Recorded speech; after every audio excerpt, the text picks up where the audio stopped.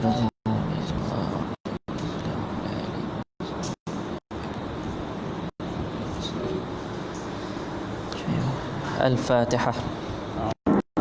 أعوذ بالله من الشيطان الرجيم. بسم الله الحمد لله رب العالمين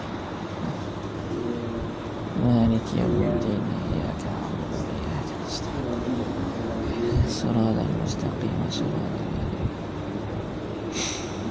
غير المغضوب عليهم ولا الضالين. السلام عليكم ورحمة الله وبركاته. بسم الله الرحمن الرحيم.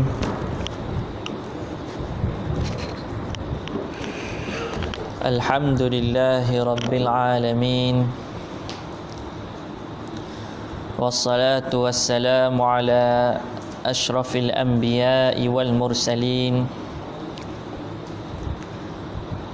سيدنا محمد وعلى آله وصحبه أجمعين. رب اشرح لي صدري ويسر لي أمري واحلل عقدة من لساني يفقه قولي. سبحانك لا علم لنا إلا ما علمتنا إنك أنت العليم الحكيم. ولا حول ولا قوة إلا بالله العلي العظيم. Alhamdulillah, sama-sama kita merafakkan kesyukuran kita ke hadrat Allah Subhanahu wa taala kerana limpah kurnianya, kerana segala rahmahnya, dan kerana taufik hidayahnya dapat lagi kita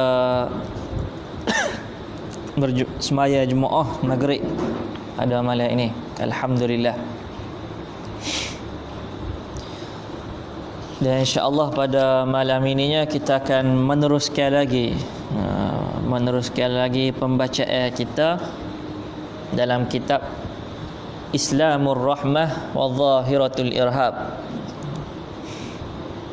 kerahmatan Islam, dan juga mengenai fenomena terorisme, fenomena kekerasan di dalam beragama, kekerasan yang sangat keraslah karangnya oleh Al-Ustaz Dr. Ali Muhyiddin Al-Qurahdari, iaitu Profesor Ali Qurahdari. Kata pengarang kitab kita ni, qala al-muallifu hafizahullah wa ra'ah wa nafa'ana bi'ulumihi fid darain, wa li ahammiyatir rahmati fil islami ishtaqat minha sifatani wasmani lillahi ta'ala. Dan kerana peri pentingnya rahmah ini dalam Islam, sehingga Allah Subhanahu wa taala itu sendiri menamakan diri dia dan menyifatkan diri dia sebagai Ar-Rahman dan Ar-Rahim. Ar-Rahman dan Ar-Rahim. Ar-Rahman ini kita terjemah cara kampung kita agak, yang memberi rahmah di dunia, meliputi orang Islam dan juga orang yang tidak Islam, dan juga hak tidak orang. Rahmat Allah ni turun belaka kepada sekalian makhluk. Tu Ar-Rahman. Berbeza dengan Ar-Rahim. Ar-Rahim ni juga satu bentuk kasih saya juga, ngasihnya Allah Ta'ala ini, tetapi hanya dihakkan di hari akhirat. dihadkan di hari akhirat.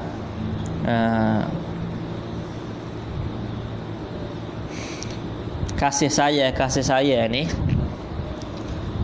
dia kasih saya tu adalah sifat bagi hati, bukan sifat bagi perbuatan, kan? Hati tu lembut disebabkan hati tu kasih, hati tu sayang, maka kita akan buat baik pada orang, kan? Kita kasih pada binatang contohnya, sebab hati kita terlembut, kita pun boleh makan binatang tersebut. Jadi hati. Jadi tapi Allah Ta'ala ini tidak memiliki satu organ yang bernama hati. Allah Ta'ala ni wahidul ahad. Ya, kalau ngaji Usuluddin tu. Esa. Tunggal. Wahidun fil zat, wahidun fil sifat, wa wahidun fil af'al. Allah Ta'ala ini esa. Bukan satu, pada zat Allah Ta'ala itu sendiri Jadi tak ada lah organ ataupun anggota yang kita panggil sebagai hati dari Allah Ta'ala ini. Jadi macam mana kita nak faham rahmahnya Allah ni? Sedangkan Allah tu tidak memiliki organ yang disebut hati, sebab dia tu maka kata ulama, memanglah Rahmanir Rahim ni sifat yang sinonim bagi hati lembut. Tapi bagi Allah Ta'ala ini tidak mempunyai satu organ hati, tapi disebut juga Ar-Rahman disebabkan af'al Allah itu.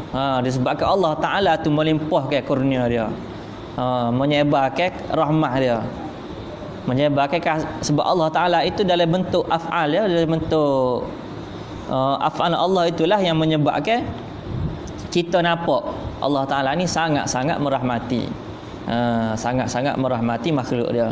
Disebabkan af'al Allah itu, kita atau Allah Ta'ala itu disifatkan sebagai Ar-Rahmanir Rahim. Ar-Rahmanir Rahim ni kalau belajar apa sudut ni panjang dah ke bahas kamu tasir, kamu fasir, apa nama tu. Tapi asasilahnya Allah Ta'ala ini esa, satu, wahidun fi zat, esa pada zat dia. Okey.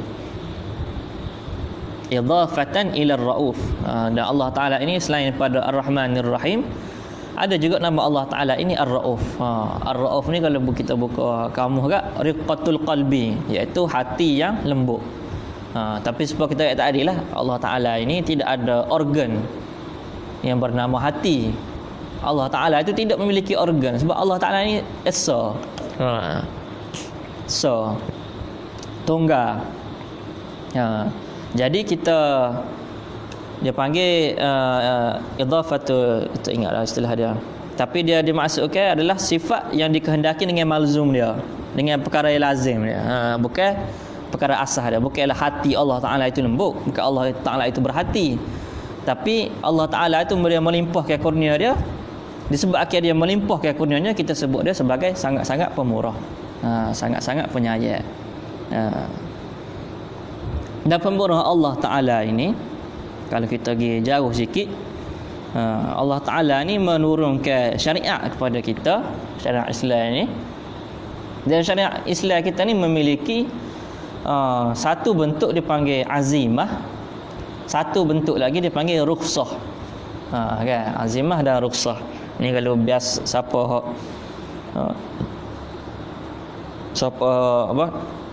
biasa dengan kuliah usul fiqh dia akan ceruh halaman benda ni dah.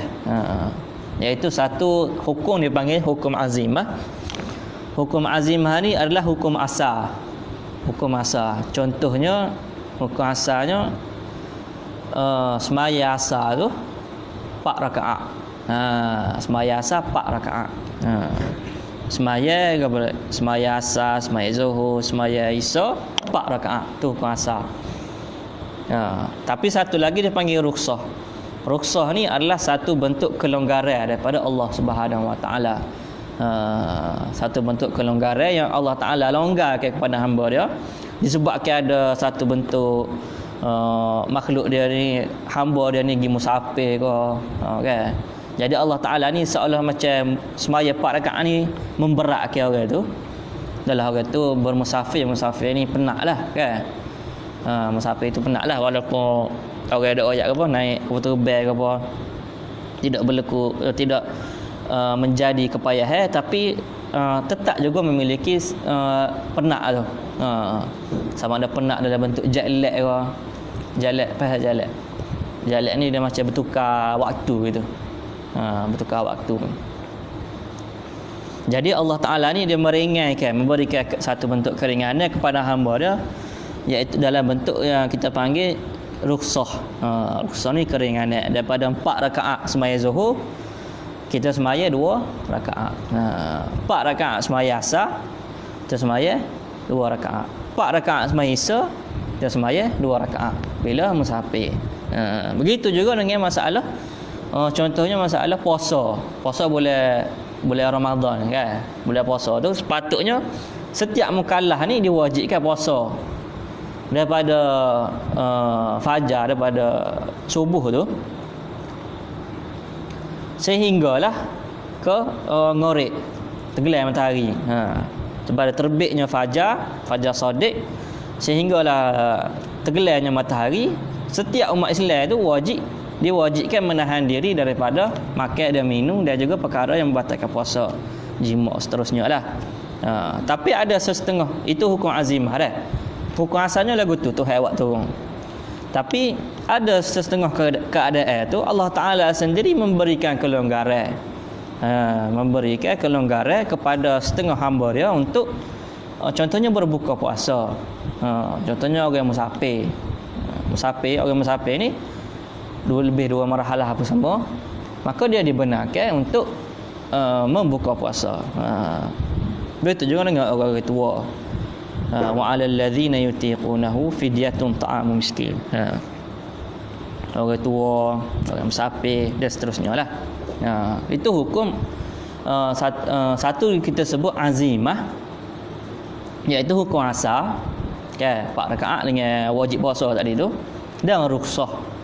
Rukhsah ni kelonggaran. Kelonggaran disebabkan ada beberapa sebab lah. Begitu juga kalau nak cerita sikit kak, kalau hamba di Jordan mula kak, turun hujan tak lebat pun, hujan titik lah. Arak tu terus menjamak kan semaya. Dia jamak sebab hujan. Jadi dia jamak lah antara zuhur dengan asar, ngorek dengan isya. Kalau mazhab ke apa? Jamak di masjid lah. Dia buat di masjid tu. Maksudnya tu imam masjid tu. Akhir umum ke. Tapi jamak je lah, bukan kosa lah. Jamak ni ipun semaya. Pak. Tapi tu kalau ngorek lah, ngorek dengan isya kan. Tiga pak ngorek dengan isya.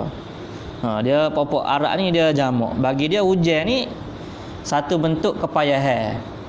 Satu bentuk kepayahan. Dia dalam mazhab kita pun ada lah masalah ni, masalah jamak kerana hujan. Tapi jamak dah. Kerana? Rumah dekat dengan masjid jauh. Kadang-kadang tak aja bagi bukit ahli jemaah pun. Dia kayak gitu betul lah ada. Jamak jugalah. Rukhsah tu, rukhsah sebab turunnya hujan. Dalam mazhab kita mah dia ada syarat-syarat dia lah.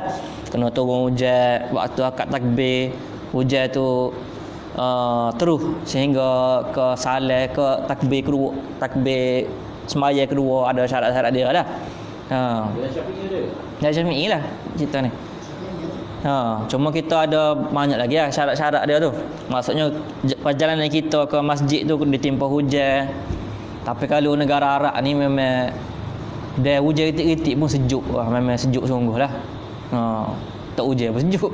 Dia angin kuat, angin tu sejuk. Jadi tempat kita ni hujan ni tidaklah memberatkan.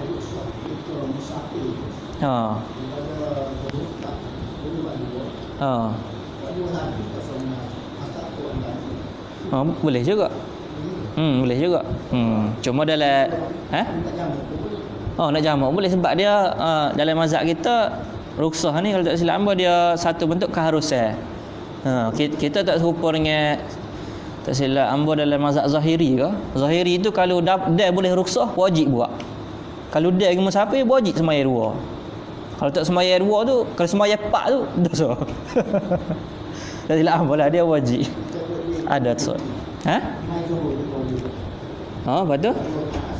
Sembahyang zuhur 2 rakaat. Lepas tu gialah ke sembahyang bola asar. Boleh lah. Boleh cakap gitu. Tapi biasanya orang akan hipung lalu kan.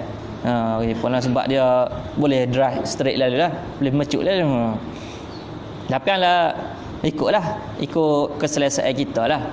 Ikut keselesaan kita dalam masalah rukhsah ni. Begitu juga kalau dalam begitu juga dalam masalah tawaf contohnya. Okay. Tawaf ni ada Nabi ni dia tawaf masa Hajjatul Wada'. Haji Nabi yang terakhir tu. Nabi ketika tawaf tu Nabi naik unta, menunggang unta. Ba'ir, unta. Dalam hadis ba'ir. Ba'ir ni unta yang berumur 4 tahun ke atas. Jadi Nabi menunggang unta. Sahabat lain berjalan kaki. Sahabat lain berjalan kaki. Jadi perbahasan jugalah. Afdalnya tawaf ni naik menunggang ke ataupun berjalan kaki. Tapi banyak ulama kata berjalan kaki lah lebih afdal. Sebab kaedah sebut al-ajru ala qadri ta'ab. Pahala itu diberi berdasarkan kepayahan ataupun kepenatan si pengamal tu. Maksudnya bila orang tu semakin letih maka pahala semakin banyak. Gitulah kaedah lebih kurangnya. Jadi antara menunggang dengan berjalan kaki, letihnya jalan kaki lah menunggang ni gitu ya. Tapi Nabi SAW dia naik unta. Jadi para ulama dia istinbat hukum daripada tu menunjukkan bahawa kalau naik unta pun sah. Naik unta kalau zaman ni dia naik kursi roda tu kan. Wheelchair tu. Mensyai pun sa'i kan. Boleh juga. Bagi ulama sebablah Nabi SAW ni sebab dia pada Hajjatul Wada' tu dia sudah berumur dah lah. Dekat nak wafat dah. Jadi ulama kata kalau orang-orang kita kata berumur ni, berusia ni, maka dibenarkanlah untuk naik menunggang ni. Menunggang unta tadi tu. Tapi kalau tempat kita ni ada hamba dengar cerita tu, hok muda mungkin naik juga kursi tu. Tapi tak ada masalah ke apa. Cuma lah kita orang muda ni gagah lagi. Sepatutnya buat cara gagah lah. Ni lebih letih pada orang tua. Orang tua pun nak jalan. Skuter. Tak apalah, tapi hukumnya tu haruslah boleh. Tu satu bentuk rahmatnya adalah Nabi SAW tu dia tidak berjalan, dia naik unta, menunjukkan bahawa hukum tu harus. Sekiranya Nabi sendiri tu berjalan, sahabat pun berjalan, maka mungkin ada ulama kemudian ni akan kata tawaf ni tak sah kecuali dengan jalan. Sebab contohlah kalau kita kata Nabi tu jalan juga, para sahabat pun semua jalan, maka ulama kemudian ni akan kata tak boleh ni, syarat sah tawaf ni kena berjalan. Tapi Nabi tu tidaklah gitu. Nabi tu dalam tindakan dia, Nabi tidak kecek ke apa, dia buat tu, dia bertindak pun ada juga bentuk-bentuk rukhsah ataupun rahmah itu sendiri. Dia tak kecek ke apa, dia naik ya, tunggang. Dah. Al-ajru ala qadri ta'ab. Iaitu semakin kaedah tu dah. Mungkin tu bila semakin penat kita buat satu amalan, maka pahala tu semakin besar, semakin banyak. Cuma janganlah kalau kita semaya Isya 4 rakaat tu, kita ni nak sungguh nak ayatnya kita penat, kita sembahyang 6 rakaat ke 8 rakaat ke sekaligus. Jangan nak buat gitu dah. Sembahyang sunat boleh. Sembahyang wajib ni kalau 4 lah. Jangan pandai-pandai tambah. Itu dah. Sembahyang sunat sembahyang 2 ataupun sembahyang 4. Kita kata 4 lagi lah, lebih afdal. Okey.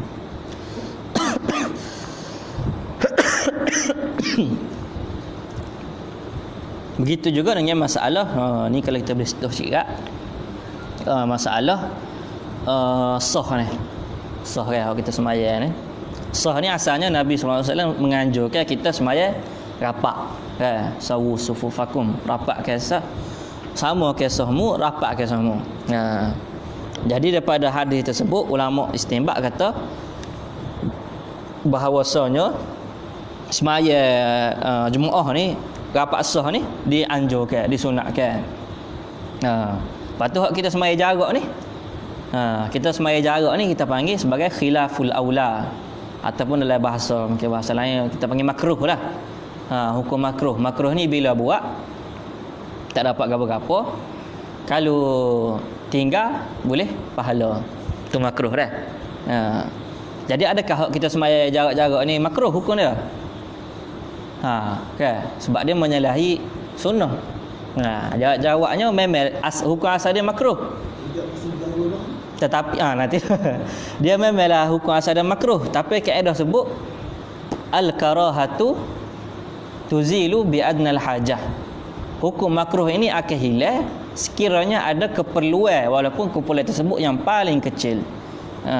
Bila ada keperluan walaupun paling sikit, maka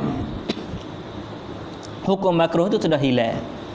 Kalau macam kita ni zaman Covid ni kak, jadi bukan keperluan, bukan satu bentuk keperluan kecil lah. Ni satu bentuk keperluan yang besar. Jadi tidak timbullah isu kata tak cukup fadilat ke apa, tak dapat pahala banyak ke. Fadilat dapat juga lah. Fadilat dapat juga. Fadilat jemaah tu. Dapat juga. Sebab dia tidak menghilangkan hukum makruh tu. Tidak menghilangkan hukum sunat tu. Cuma kalau orang tanya kak, antara sah depan dengan sah belakang tu kak, sah depan lah lagi aulanya. Lagi banyak pahala. Ni mentang-mentang jarak kak, pakak duduk belakang belakang. Tak kena jugalah. Jarak tu jarak lah, cumanya sah depan tu lebih aula. Dalam masa yang jarak tu. Tu khilaf apa dia? Al-karahatu tuzilu bi anil hajah. Hukum makruh tu akan hilang dengan sekecil-kecil keperluan.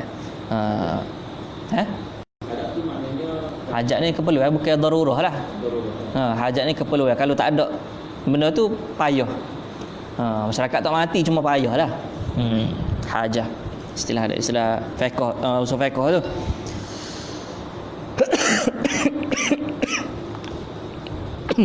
Itu di antara kita kata keluasan syariah ini. Luahnya syariah ni. Bukan kata sepik tak. Begitu juga syariah kita ni. Syariah kita ni dibekalkan dengan kalau ikut siapa Izzuddin bin Abdul Salam Sultanul Ulama, dia sebut bahawa syariah Islam ni dipenuhi dengan maslahah. Maslahah ni kebaikan lah. Maslahah dah, bukan masalah. Masalah tu pucat. Dia maslahah. Mim sa lam ha. Ha habdah tu.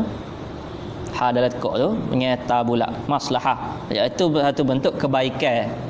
Syariah kita ni dipenuhi dengan kebaikan, sama ada kebaikan tersebut kebaikan di dunia ataupun kebaikan di akhirat, ataupun kebaikan di dunia dan juga di akhirat.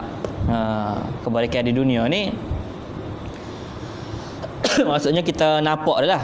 Contoh hamba mula kak mengenai masalah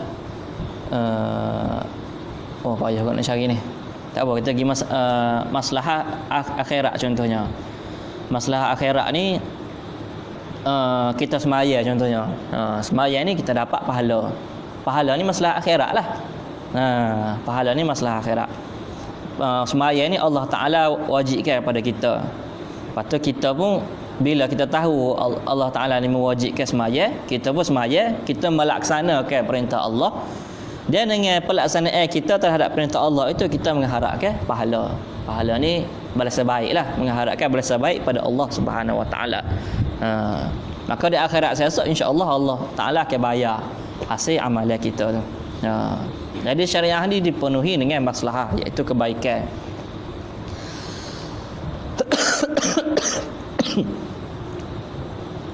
Maslahah. Kemudian dalam syariah kita juga ni diajarkan juga mengenai saddun lidzari'ah. Saddun lidzari'ah, iaitu menutup lubang keburukan. Mana ada lubang keburukan tu kita tutup, terkapuh, tertutup. Contohnya apa? Contohnya banyak lah. Antaranya antara hak masyhurnya kalau masalah kecil manis.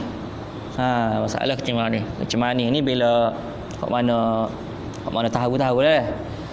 Bila dia kena tu kak, biasanya doktor akan suruh contoh kalau kena kat jari kak, suruh kat jari kan, supaya dia punya tu tak borak naik ke atas. Tak borak naik ke beti, tak borak naik ke pohon. Kerak jari. Kemudian kalau suruh kerak kau ni dia kerak, tak suruh borak lah. Tu satu bentuk saddul lidzari'ah. Saddul zara'i kalau tempat kita ni. Saddul lidzari'ah. Sad tu tutup, zari'ah tu jalan ataupun lubang yang membawa kepada keburukan. Jalan ataupun lubang yang akan menjerumuskan kita dalam kemudaratan. Kena dia terbuka lah banyak masalah di lagu tu. Sadul zara'i. Sadul zara'i ni dia bukan dalil dah. Cuma dia ni penunjuk hukum. Petunjuk hukum, dalil lah bahasa ini kan. Bukannya Quran hadis, cuma dia ni penunjuk hukum. Maksud penunjuk hukum ni kita menggunakan dia, kita tahu hukum ni membawa kepada keburukan, maka sebagai seorang faqih atau sebagai seorang ahli hukum dia akan kata tak boleh buat lagu ni sebab lagu ni sekian-sekian ni akan menyebabkan kita jatuh ke tempat sekian, jatuh ke lembah keburukan, kemudaratan. Hadis sebut apa? La darara wala dirar. Sebagai bentuk tidak ada bentuk kemudaratan, dia tidak boleh kemudaratan itu dilawan dengan kemudaratan yang sama. Dah. Kita kata mungkin kita mudarat. Dalam peperangan Uhud, bila ada salah yang dua beberapa Nabi tu tak bagi. Kerana Nabi tahu peperangan ni adalah peperangan agama. Nabi tak bagi kepada si Yahudi itu masuk dalam peperangan Uhud. Dia satu orang juga. Ya. Dia kan ada politik. Dalam tu dia banyaklah dalam medik. Contoh mediknya COVID kan. Soalan COVID bila orang luar negara tu, orang negara kita cuma luar negara, cuma dia tubik luar negara, kemudian dia pun balik kerajaan pun suruh kuarantin kan 14 hari SOP. Tu satu bentuk sadul zari'ah, walaupun negatif. Masa cek suhu tu tak ada gapo, cuma kerajaan peruntukkan 14 hari supaya diasingkan daripada masyarakat. Sadul zara'i lah tu. Cuma orang tak ngaji dia kata tak ada dalam agama lah ni. Lepas tu duk kait dengan hud lah, gapo lah. Jadi salah lah tu dah hamba tak betul lah. Siapa ya pun salah lah, sebab dia keputusan kerajaan benda tu. Dia kalau kita kata tak ada dalam syariah pun salah lah, sebab benda ni mari daripada sadul zara'i, sadul lidzari'ah, menutup pintu keburukan. Keburukan tu nyakit lah sini ya. Menutup pintu penyakit tu. Masalahnya kerajaan hak tidak Islam pun dia laksanakan juga benda ni. Menutup keburukan jadi.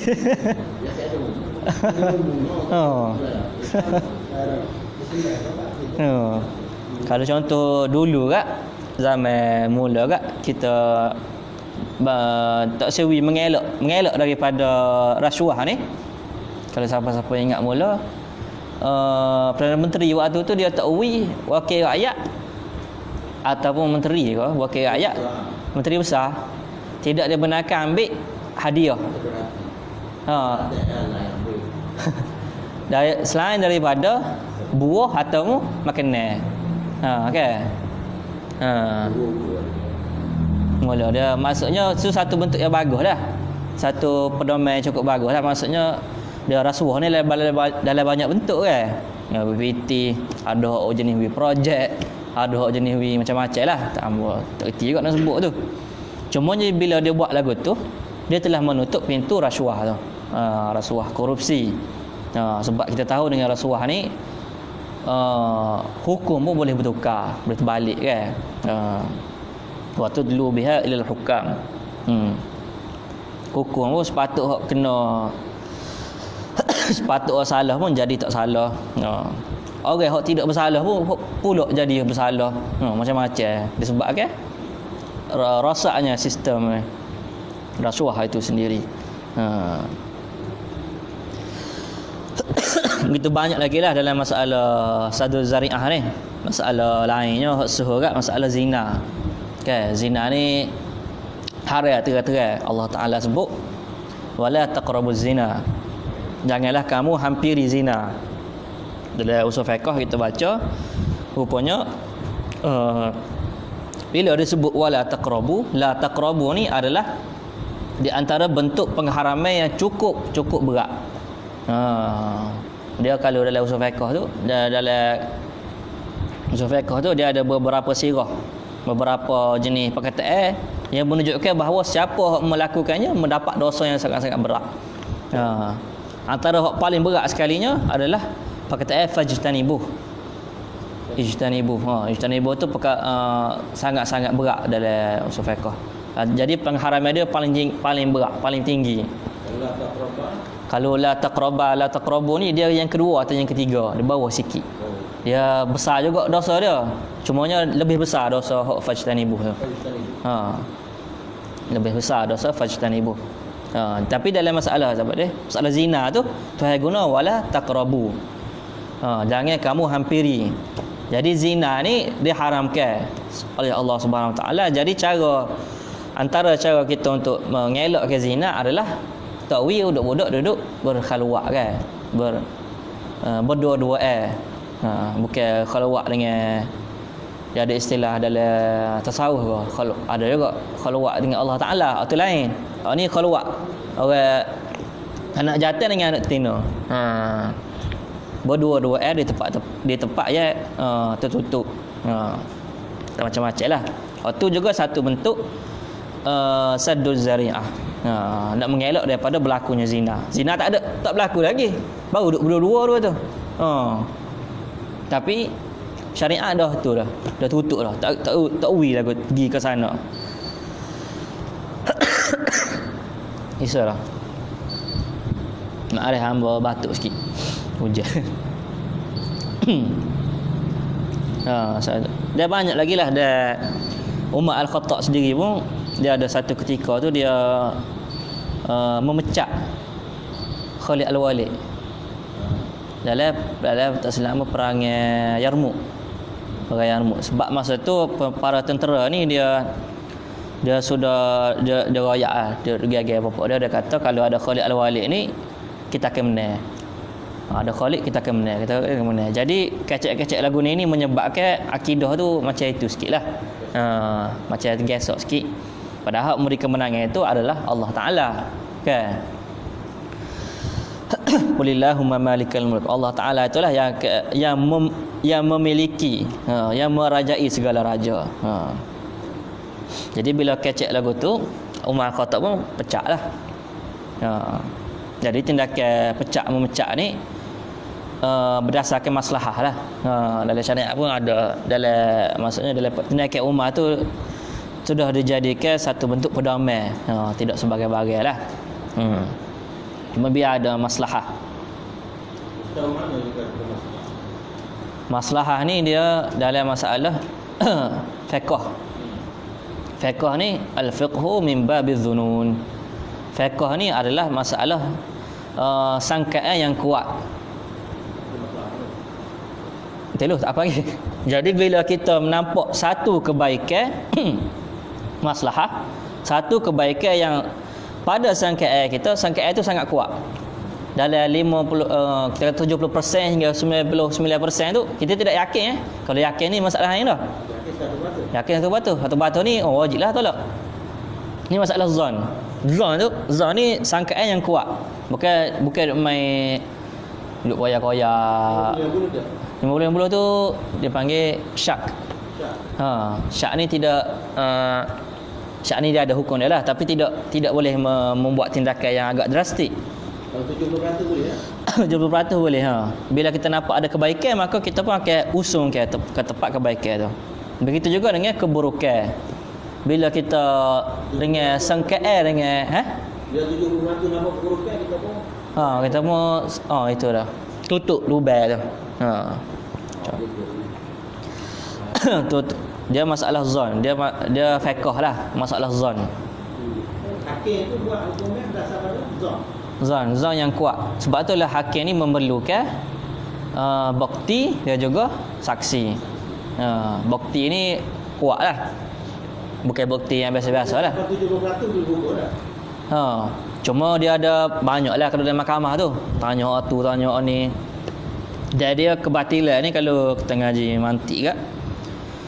Kebatilan ni dia tidak akan boleh tidak boleh dihujah walaupun dengan satu hujah. Kebatilan.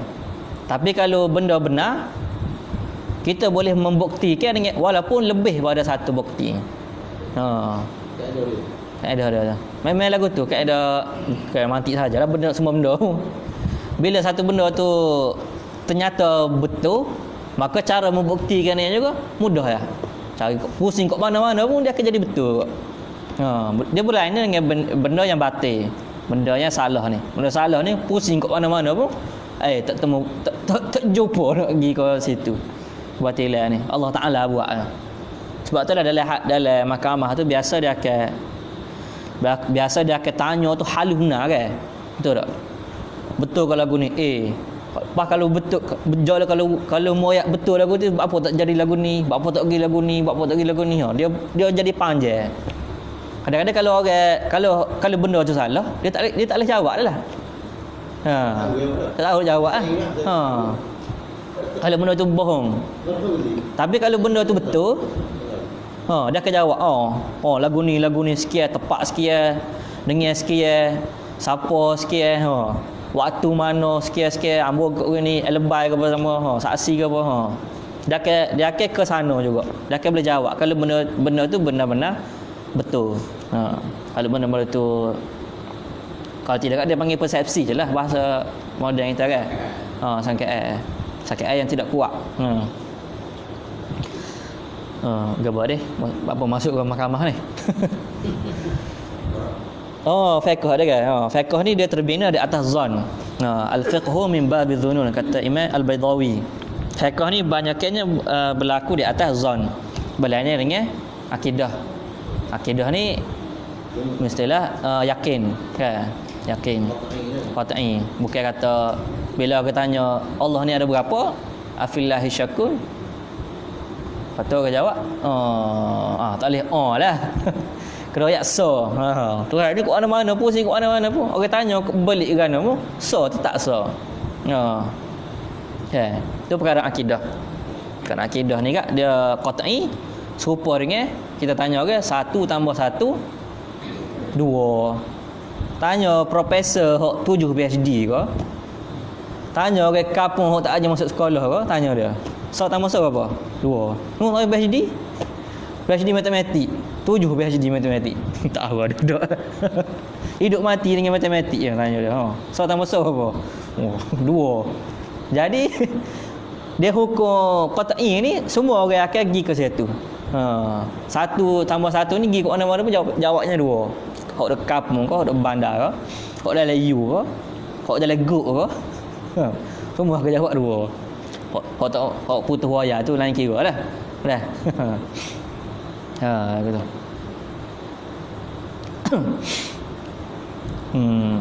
Dah. Okey. Jadi kama wasifa bihi Rasul aidan bi annahu raufun rahim. Begitu juga Rasulullah sallallahu alaihi wasallam ni disifatkan sebagai raufun rahim, iaitu sangat lembut hati dan juga sangat pengasih. Jadi Rasulullah ni kalau kita kata lembut hati itu betul lah, sebab Rasulullah ni ada hati. Rasulullah ni manusia. Okay, dia Rasulullah ni bashar. Bashar ni memiliki sifat kemanusiaan. Makan supaya kita makan Rasulullah makan roti lah, kita makan nasi. Maksudnya dari sudut makan tu, sama-sama makan, sama-sama pergi pasar, sama-sama minum air. Cuma bila Rasulullah ni membezakan dia tu adalah sifat insan dia. Insan. Sebab itulah ada kitab sebut insanul kamil. Rasulullah ni adalah insan yang paling sempurna. Tapi dari sudut basyariah tu sama dengan kita semua. Juga Rasulullah ni memiliki hati. Tak ada hati. Allah Ta'ala ni tak ada organ nama hati. Tak ada jantung tu. Limpa tu tak ada Allah Ta'ala. Allah Ta'ala bukan orang lah. Sebab dia Allah, dia Tuhan. Jadi Rasulullah ni betul lah kalau kita sifatkan dia ni sebagai lembut hati. Rasulullah ni ada hati. Lembut hati. Wa yabda'ul muslimu kulla a'malihi. Lagi ke? Kau iso dah? Iso dah. Jadi kita peti kat sini lah. Kita tangguhkan dulu. Kata kepada kita wa yabda'ul muslimu kulla a'malihi. Wa yabda'ul muslimu kulla a'malihi.